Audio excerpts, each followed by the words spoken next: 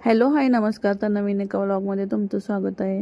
तर आता कडकाचा उन्हाळा चालू झाला, तर आता मटके वगैरे बाहेर काढायची वेळ आली. माझा गेल्या वर्षीचा होता तो मी आधी काढून ठेवलेला, पण तो स्टँडवरून घसरून फुटला.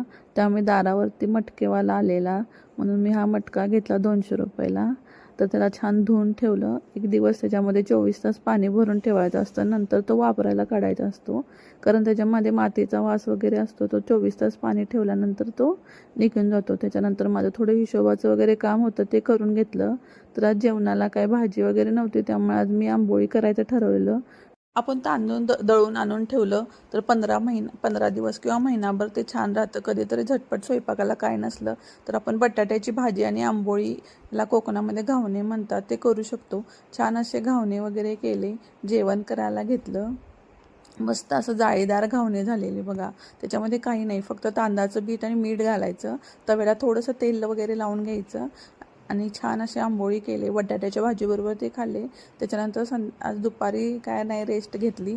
तर डायरेक्ट संध्याकाळी ब्लॉग केला. संध्याकाळी जेवण वगैरे केलं. जेवणानंतर भांडी वगैरे घासून घेतली. किचन कट्टा आवरला. संध्याकाळी सगळं किचन कट्टा आवरल्याशिवाय झोपच लागत नाही, कारण सकाळी उठून तीच घाण बघू वाटत नाही. स्वच्छ असला की आपण बाकीच्या कामांना चालू करू शकतो. असं सगळं स्वच्छ किचन कट्टा वगैरे केला. त्याच्यानंतर संध्याकाळी चिया सीड्स आणि बदाम वगैरे भिजत घातले, कारण रोज सकाळी मी चिया सीड्स आणि 2-3 बदाम खाते. तर आजच्यासाठी माझ्या ब्लॉगमध्ये एवढंच होतं. तर तुम्हाला माझे ब्लॉग कसे वाटतात, आवडत असेल तर लाईक करा, शेअर करा अँड सबस्क्राईब करा. थँक्यू.